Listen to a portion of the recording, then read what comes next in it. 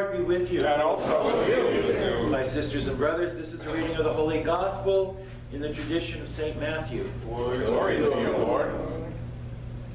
Jesus told this parable to the disciples. The kingdom of heaven can be likened to 10 attendants who took their lamps and went to meet the bridal party. 5 of them were wise, the others were foolish. When the foolish ones took their lamps, they did not bring any oil with them, but the wise ones brought enough oil to keep their lamps burning. The bridal party was delayed, so they all fell asleep. Then at midnight there was a cry, "Here is the bridal party, come out to meet them." Then all the attendants rose and trimmed their lamps. The foolish ones said to the wise ones, "Give us some of your oil, our lamps are going out."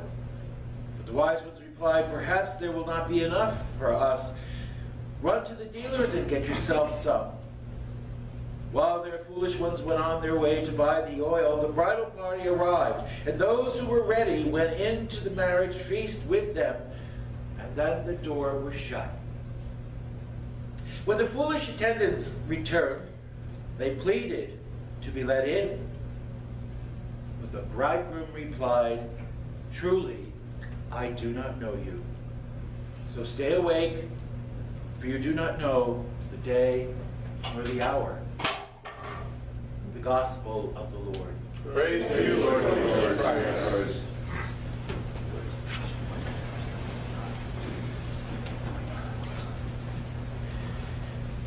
In the original version, it was 10 virgins, 5 wise and 5 foolish virgins. I've never seen a foolish virgin.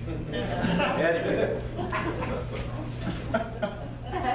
In the last couple of weeks of this November, we're going to be hearing gospel stories telling us about being prepared. And that is because our liturgical year is coming to an end.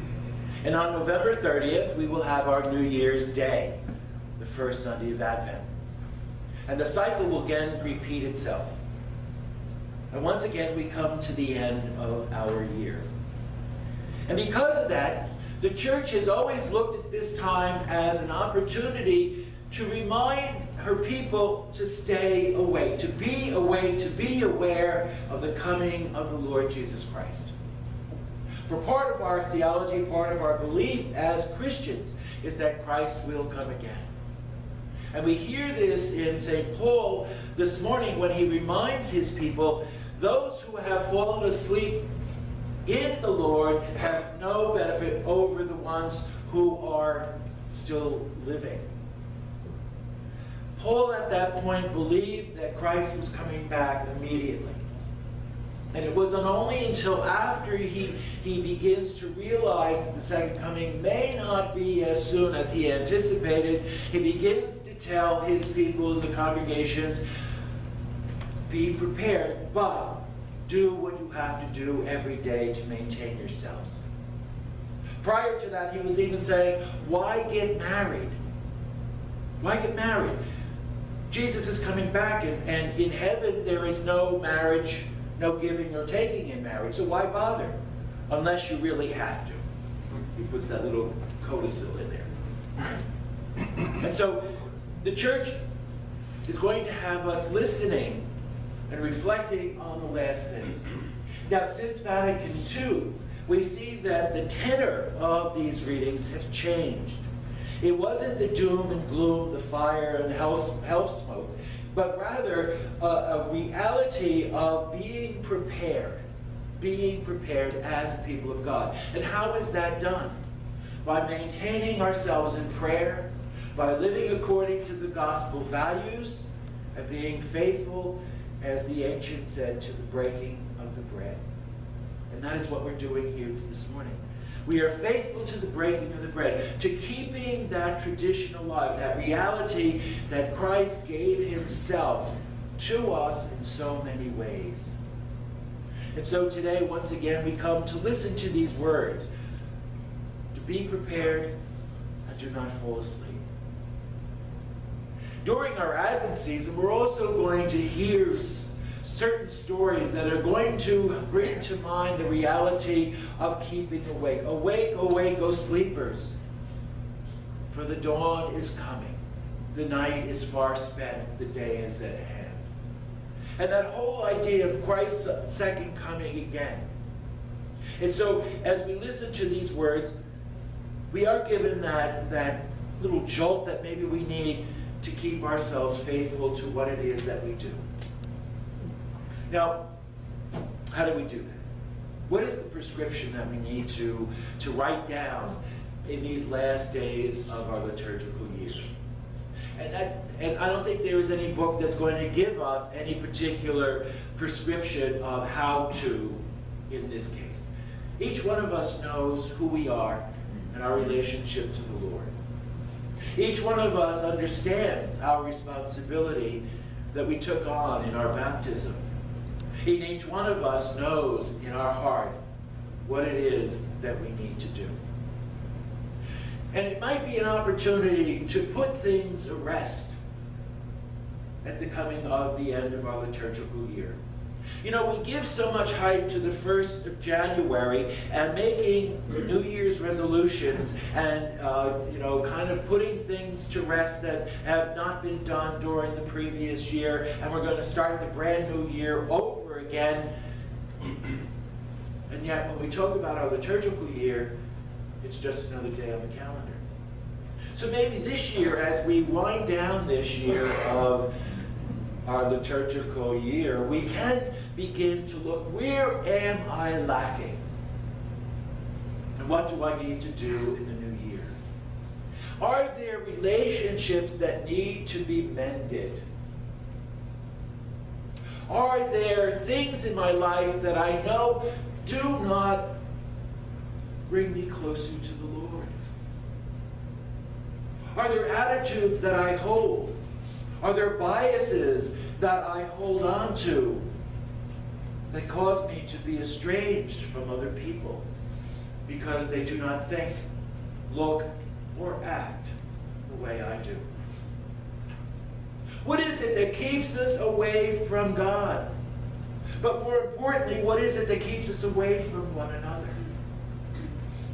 And maybe we can use these last few weeks of our liturgical year to mend those things that need to be looked at. To mend those things that need to be adjusted. So that when we open up our new liturgical year on the 30th of November, with the first Sunday of Advent, we can say we have now a clean slate to work with. For all those things that I have left undone have been taken care of for the most part. And I can begin looking at this new year and realizing, yes, there's still work to be done within myself and within our community. And maybe making some real New Year's resolutions of how am I going to live? How am I going to pray? How am I going to be faithful to the breaking of the bread? How am I going to mend and develop sturdy relationships with my brothers and sisters? It's a challenge. But no more than a challenge that where I'm going to lose 50 pounds in the new year come January and find myself stuffing my face January 1st with Chinese food or whatever it is that you eat. And find myself on January 2nd and saying, well, that was a foolish thing to do.